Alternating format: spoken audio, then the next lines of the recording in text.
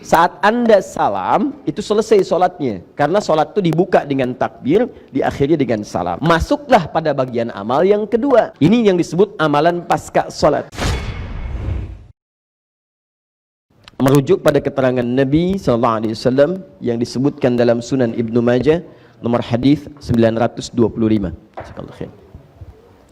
Saya ingin tegaskan sejenak, sebelum kita lanjutkan ke sesi yang ini, untuk memberikan rincian amalan yang kemarin telah kita bahas, supaya tidak nanti di antara kita melalaikan pembahasan yang lalu hanya untuk mendengar informasi yang sekarang.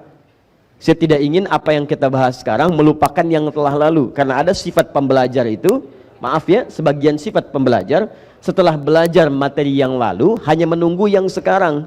Begitu belajar yang sekarang, yang kemarin dilupakan.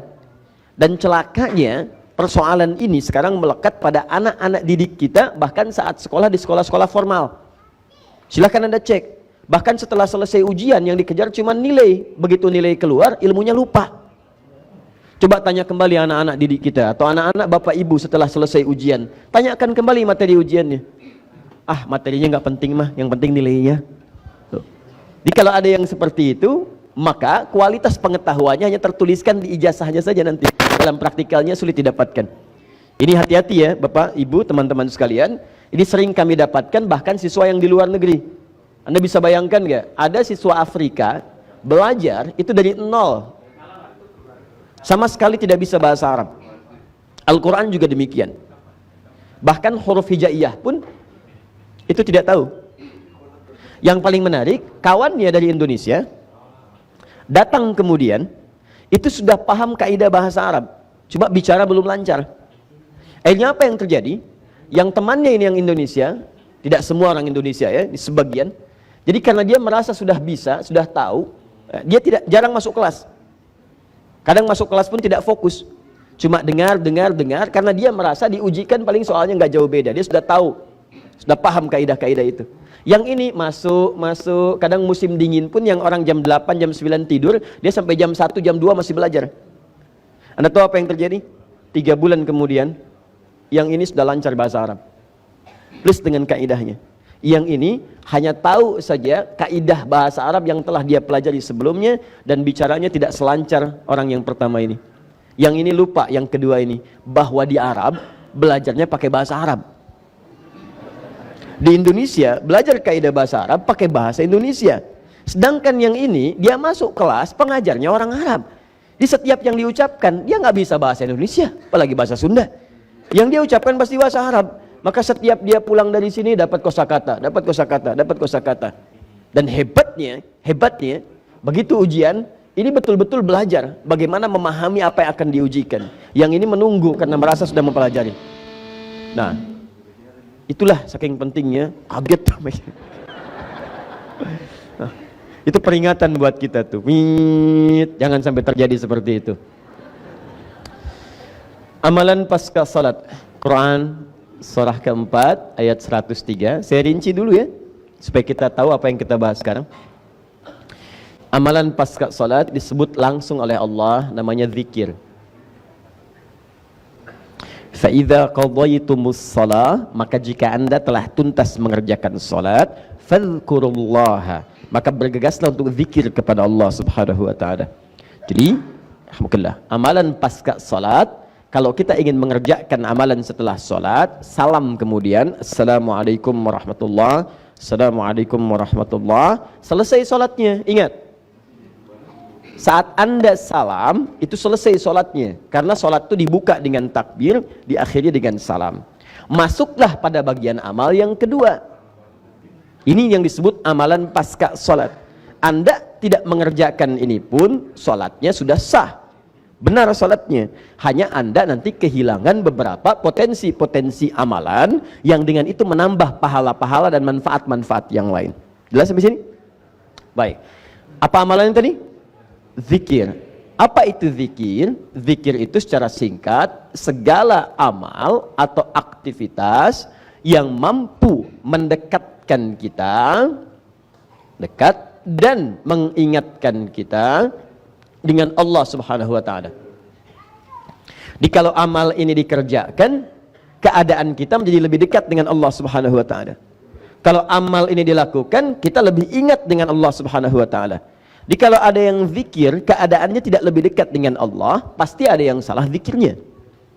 Kalau ada yang zikir, kemudian maaf amalan itu tidak mengingatkan dia dengan Allah, pasti ada yang keliru zikirnya. Karena zikir itu ketika disyariatkan oleh Allah, tujuan utamanya membuat orang ingat dengan Allah. Tahu dari mana Ustadz dalilnya? Buka Quran kemudian, surah kedua Al-Baqarah ayat 152, paling kanan sebelah bawah. Fadhkuruni, maka berzikirlah kalian kepada saya, ingat kepada saya. Azkurukum, maka aku pun akan ingat kepada kalian. Jadi kalau orang-orang ingat dengan Allah, maka Allah pun akan mengingatnya. Ini buktinya mustahil Allah ingat kepada kita kalau kita tidak ingat dengan Allah. Ada kedekatan diri kita dengan Allah Subhanahu wa taala. Paham? Baik. Jadi ini poinnya. Awas, saya ingin evaluasi setiap amalan kita pasca sholat ketika kita berzikir kepada Allah. Nanti kita lihat sejauh mana itu bisa mendekatkan diri kita dengan Allah Subhanahu wa taala. Apa amalan-amalan itu diantaranya? 1, bacaan istighfar, sudah kita bahas. Ya, ditambah dengan doa Allahumma antas salam, di plus di hadisnya, kan? Ya Allahumma antas salam wa minkas salam tabarakta ya dzal jalali wal ikram, sudah saya bahas.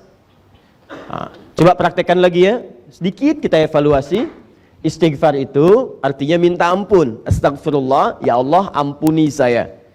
Jadi orang yang benar istighfarnya, saat dia istighfar bukan cuma di lisan, astagfirullah, astagfirullah, astagfirullah. Tapi bagaimana istighfar itu mengingatkan dia dengan Allah.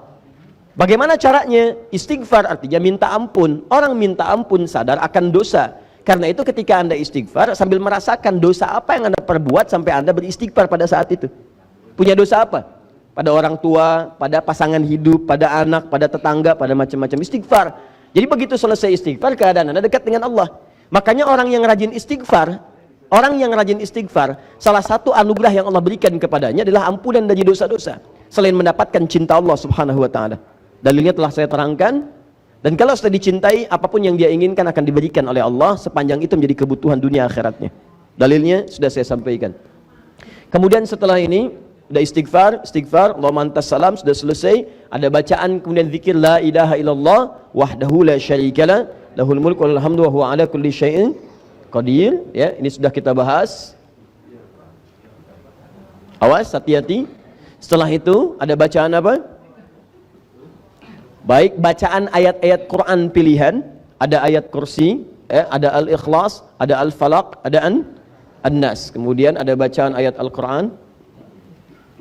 Sebelumnya kemudian kita telah bahas juga ada 3 bacaan utama yang subhanallah, alhamdulillah, kemudian Allahu Akbar. 3 bacaan utama. Saya sudah terangkan. Ini untuk mengurutkan saja. Subhanallah, alhamdulillah, kemudian Allahu Akbar. Fokus sini ya Pak ya, Bu ya. Saya tidak mengajarkan untuk sekedar bacaan yang Anda bacakan. Kalau cuma demikian, Anda cukup lihat YouTube atau buka buku, Anda temukan. Yang saya ajarkan bagaimana cara bacanya. Apa itu subhanallah? Apa itu alhamdulillah? Apa itu Allahu Akbar? Bagaimana cara mengamalkannya? Jadi begitu Anda lakukan, keadaan Anda setelah baca ini lebih dekat dengan Allah, itu ukurannya. Bukan cuma di lisan. Masih ingat keterangan saya tempo lalu? Orang yang baca subhanallah, subhanallah itu artinya menepikan segala hal yang tidak terkait dengan sifat dan keagungan Allah Subhanahu wa taala. Jadi kalau sudah subhanallah, Allah tidak akan disekutukan dengan apa-apa lagi. Sedang nonton, Allahu Akbar, TV ditinggalkan. Ada pekerjaan, Allahu Akbar, pekerjaan bisa ditunda, bukan yang sifatnya mendesak. Maka Anda tunda dulu, tunaikan sholat. Itu yang disebut dengan subhanallah. Ya, maaf, alhamdulillah, semua yang kita kerjakan bermanfaat. Pakaian bermanfaat, ya, kendaraan bermanfaat, rizki bermanfaat, tidak korupsi, tidak mencuri. Jadi kalau tiap hari Anda ucapkan alhamdulillah, alhamdulillah, tapi korupsi juga, mencuri juga, menipu juga, berselisih juga, pasti ada yang salah di situ. Pasti ada yang salah. Apalagi maaf ya, maaf sudah menipu, mencuri. Ya begitu kemudian ditanya, ayo bawa tasbih, subhanallah, subhanallah, pakai peci, mulai pakai kerudung gitu kan. Nah, pasti ada yang salah. Nah, kalau ini sudah selesai, termasuk nanti bacaan ayat kursi. Nah, apa ciri keberhasilan orang yang zikir dengan bacaan-bacaan ini dengan termasuk ayat kursi? Maka kemudian dia akan dijaga oleh Allah dari pengaruh-pengaruh setan. Pertemuan lalu saya terangkan, ada setan masjid, setan rumah, setan macam-macam. Jadi kalau Anda benar zikirnya, Anda sudah punya benteng dengan setan. Makanya Allah turunkan surat benteng, surat perisai, surah ke-15 Al-Hijr. Inti surah Al-Hijr itu kan ada intinya di ayat ke-40. Ya, ketika iblis mengatakan kepada Allah, "Ya Allah, aku akan goda semua hamba-hambamu, aku akan palingkan darimu. Bahkan nanti di Al-A'raf itu aku akan goda dari depan, dari belakang, kanan, kiri. Cuma ada satu golongan yang sulit aku goda." Ya, bukan nggak digoda, dia mau goda, cuman nggak bisa. Seakan-akan ada perisai di sekitarannya. Siapa orang ini? Illa ibadaka minhumul mukhlasin, yaitu orang-orang yang punya sifat mukhlas. Orang mukhlas berjuang untuk mukhlas. Perjuangannya disebut dengan mukhlis, sifatnya disebut dengan ikhlas. Maka turun surah Al-Ikhlas, Qul huwallahu ahad, menepikan dari iblis, Qul a'udzu birabbil falaq, Qul a'udzu birabbin nas, puncaknya kemudian ayat kursi. Jadi kalau orang mengamalkan ayat-ayat ini dengan perilaku yang disebutkan dalam ayatnya, kerjakan ini, jauhi ini, maka Allah akan bentengi dia dari setan. Begitu setan akan menggoda, nggak tembus. Bukan nggak digoda, karena setiap orang hidup nggak akan lepas dari godaan setan.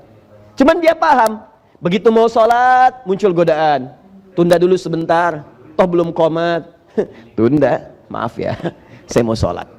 Itu nggak ngaruh tuh. Jadi seakan-akan nggak ada pengaruh ke jiwanya itu. Jalan aja lewat. Malam tahajud dia nggak peduli. Mau Juventus lawan Inter Milan, mau skornya 1-0, terserah. Saya nggak peduli, saya mau sholat gitu. Jadi jalan aja, nyantai, lewat dan seterusnya. Nah itu kalau Anda sudah seperti itu, maka ada penjagaan Allah yang diberikan kepada Anda. Itu dijaga sampai dengan kembali pada Allah Subhanahu wa taala. Nah sekarang amalan selanjutnya, ini yang belum kita ambil, jadi ini sudah. Maksud saya, sampai hari ini kita membahas amalan-amalan itu, 4-5 amalan, apa yang sudah memberikan pengaruh pada jiwa kita, sebagai indikator keberhasilan pelajaran kita pada pertemuan yang lalu. Apakah sekarang sudah semakin dekat dengan Allah, semakin mensyukuri harta yang Allah titipkan kepada kita, apakah sampai hari ini sudah bisa melawan godaan-godaan setan untuk mengarahkan pada keburukan? Kalau itu sudah kita dapatkan sampai hari ini, minimal perjuangan kita ada, ini menunjukkan ada pengaruh-pengaruh dari apa yang kita pelajari untuk membuat diri kita lebih baik. Tapi kalau sampai hari ini misalnya tidak ada perubahan, berarti ada 2 kemungkinan. Kemungkinan pertama, saya tidak baik dalam mengajar. Kemungkinan yang kedua, Anda tidak sungguh-sungguh untuk merubah diri lebih baik. Karena itu bertakwalah kepada Allah Subhanahu wa taala, karena kita tidak tahu kapan kita akan wafat. Kalau Anda masih datang ke sini, artinya Allah masih memberi kesempatan kita untuk jadi lebih baik sebelum wafat.